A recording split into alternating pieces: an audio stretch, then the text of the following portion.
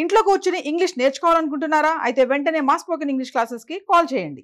Welcome to Vishnu talks. నేను మీ విష్ణు. ప్రస్తుతం నాతో పాటు ప్రపంచ రికార్డుల గ్రహీత, బహుముఖ ప్రజ్ఞాశాలి, కవిరత్న, ఐఏఎస్ హోదా గల retired commercial taxes deputy commissioner doctor Chintala Srinivas గారు ఉన్నారు.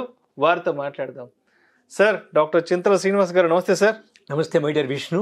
Sir, welcome to Vishnu talks. తప్పకుండా సార్, ముందుగా మీకు శుభాకాంక్షలు, శుభాభినందనలు తెలియచేయాలి. చెప్పండి. రీసెంట్గా మీకు ఆధ్యాత్మిక ప్రపూర్ణ కళా సామ్రాట్గా మీరు బిరుదాంకితులయ్యారు. చాలా చాలా సంతోషంగా ఉంది. అండ్ మా టీం తరపున మీకు శుభాకాంక్షలు తెలియజేస్తున్నాను. హృదయపూర్వక ధన్యవాదాలు మై డియర్ విష్ణు. మీలాంటి పెద్దవాళ్ళతో, మీలాంటి గురు సమానులతో ఇక్కడ ఈ వేదికను పంచుకోవడం, ఈ స్క్రీన్ని షేర్ చేసుకోవడం నా అదృష్టంగా భావిస్తున్నాను సార్. ధన్యవాదాలు విష్ణు. కార్యక్రమం విషయానికి వస్తే, ఎస్, మహా కుంభమేళ ఎంత అత్యద్భుతంగా జరుగుతుందో చూస్తున్నాం. నిజం. యావత్ ప్రపంచం దృష్టిని ఆకర్షించింది. సామాన్యుల నుంచి ప్రపంచంలో ఉండే అపర కుబేరుల వరకు కూడా ప్రతి ఒక్కరూ ఈ మహా కుంభమేళాకు విచ్చేస్తూ అక్కడ పుణ్య స్నానాలు ఆచరిస్తున్నారు. నిజం విష్ణు. 144 ఏళ్లకు ఒకసారి ఈ మహా కుంభమేళా జరుగుతుంది. చెప్పాలంటే ఇప్పటి నుంచి, అంటే ఈ యొక్క అదృష్టాన్ని మనం మాత్రమే చూడగలం. నిజం. ఇప్పుడు ఎవరైతే ఈ జనరేషన్లో ఉన్నారో మనం మాత్రమే ఆ యొక్క అదృష్టాన్ని కలిగి ఉన్నాం. మళ్ళీ ఇటువంటి అత్యద్భుతమైన కార్యక్రమం చూడాలి అంటే కనీసం ఒక 5-6 జనరేషన్లు, 10 జనరేషన్లు పడుతుందేమో. పరమ సత్యం. ఎస్, అటువంటి కార్యక్రమం ఇవాళ అత్యద్భుతంగా జరుగుతుంది. కాబట్టి మరి ఈ మహా కుంభమేళాకి సంబంధించి ఎవరికి తెలియని కొన్ని నిజాల గురించి మాట్లాడుకుందామని మీ ద్వారా తెలుసుకుందాం అనుకుంటున్నాను. అసలు తప్పకుండా విష్ణు. ప్రపంచంలోనే ఇప్పటి వరకు ప్రపంచ చరిత్రలో అత్యధిక సంఖ్యలో సందర్శకులు, ముఖ్యంగా భక్తులు విచ్చేసి వేడుక చేసుకున్నటువంటి ఒక గొప్ప కార్యక్రమమే జాతర, మహాకుంభమేళ.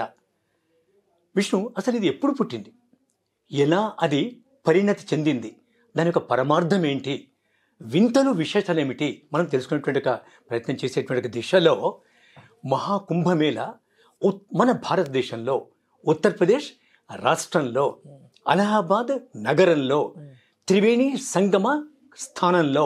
త్రివేణి అంటే ఏంటి విష్ణు?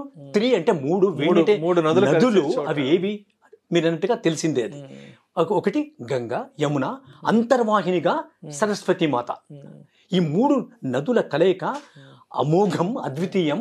అది అత్యంత పవిత్రం, అజరామరం కూడా విష్ణు. అయితే క్రీస్తుకు పూర్వం, ఇప్పుడు 2025వ సంవత్సరము ఏడి, క్రీస్తుకు పూర్వం 644వ సంవత్సరంలో ఈ కుంభమేళాను ప్రయాగలో ప్రారంభించింది ఎవరో కాదు, హర్షవర్ధన చక్రవర్తి.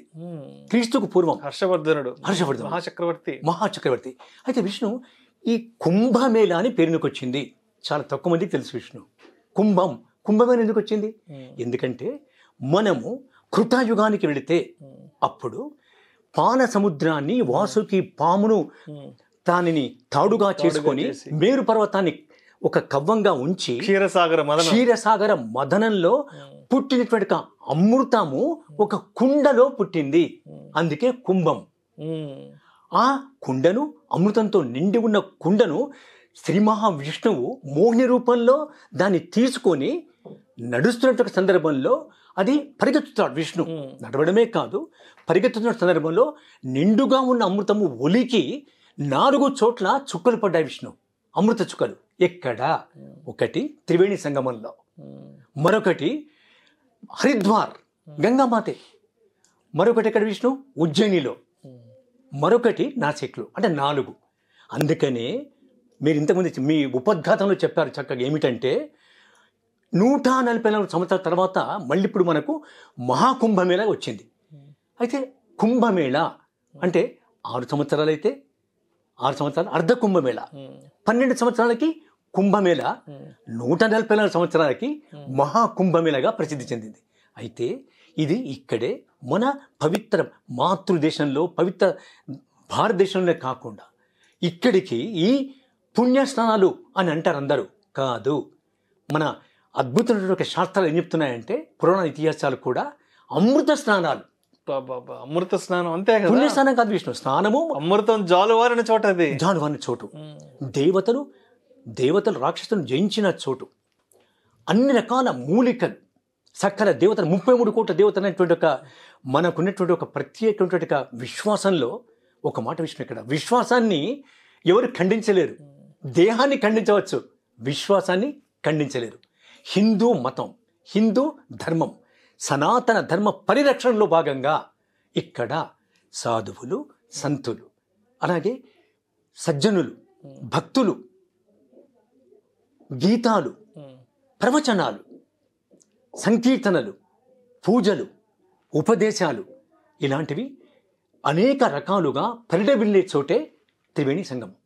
విష్ణు ఒక మాట ఏమిటంటే, మీరు అన్నారు 140 సంవత్సరాలు అంటే 3-4 జనరేషన్స్ తర్వాత కానీ ఈ మహాభాగ్యం మనకు దొరకదు. అది వినియోగించుకోవాలి.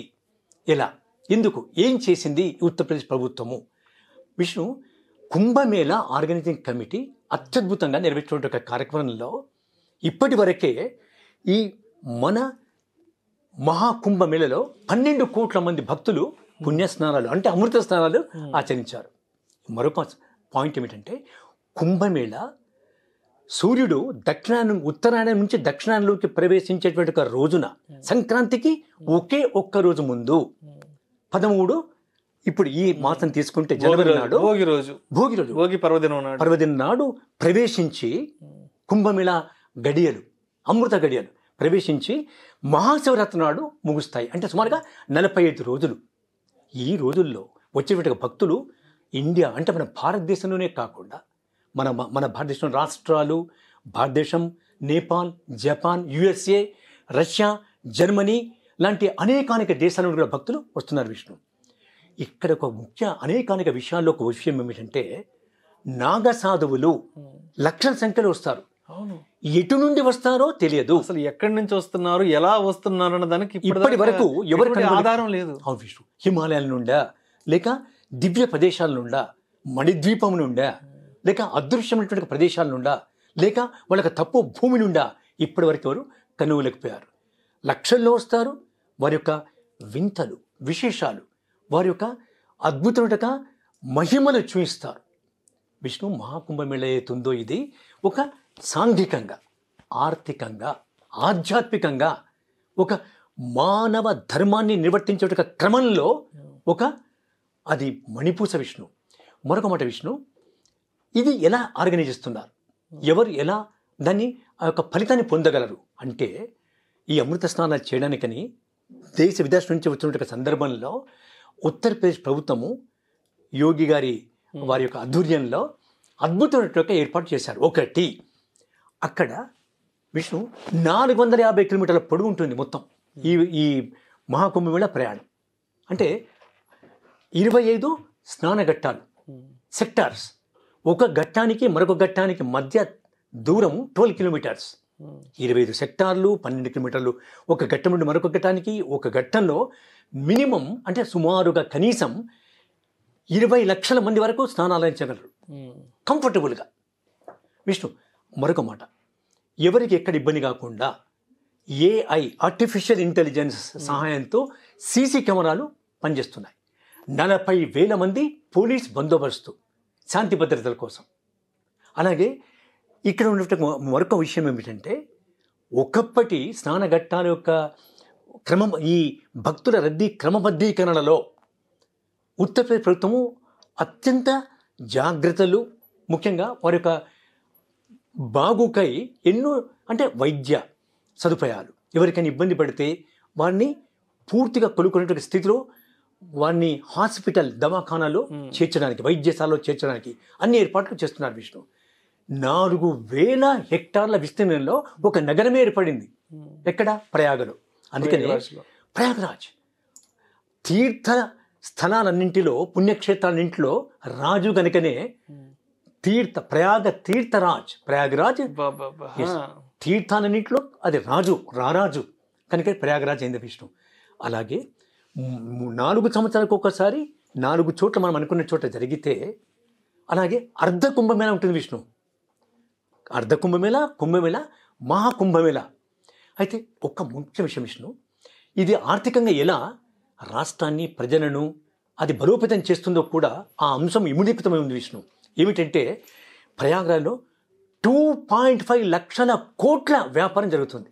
అవును. అంటే భారతదేశ జీడిపిలో 0.8%. ఒకటి మన సంస్కృతి ఎక్స్చేంజ్, మన భాషల ఒకరి నుండి మరొకరికి తెలుసుకోవడం, సంప్రదాయాల్ని మనము ఒకరినొకరిని తెలుసుకొని ఆచరించడం. అమృత స్నానంతో 33 కోట్ల దేవతలు ఇప్పుడు ప్రస్తుతం వాటిలో ఉంటానట అద్భుత విశ్వాసంతో పునీతులవుతారు విష్ణు.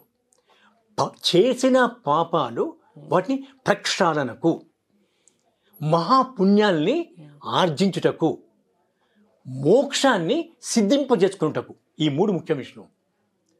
చేసిన పాపాలు పోవుటకు, ఎన్నో పుణ్యాలు అంటే పుణ్యాలు రావడానికి మన ఆత్మలోకి, అలా ముఖ్యంగా మోక్ష ప్రాప్తికి విష్ణు హిందూ ధర్మశాస్త్రాలు, వేదాలు, ఉపనిషత్తులు, అష్టాదశ పురాణాలు, మన మత గ్రంథాలు అన్నీ కూడా మహాభారతం కానీ, భగవద్గీత కానీ, అలాగే రామాయణం కానీ మనకు బోధిస్తుంది ఏమిటంటే మనిషి ఒక సుప్రీం పవర్ని ఆశ్రయించాలి, సరెండర్ కావాలి.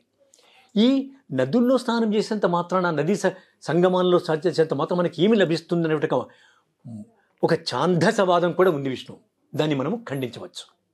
ఎవరి విశ్వాసాలు వారివి, ఎవరి మత వారి యొక్క అభిమానం వారిది.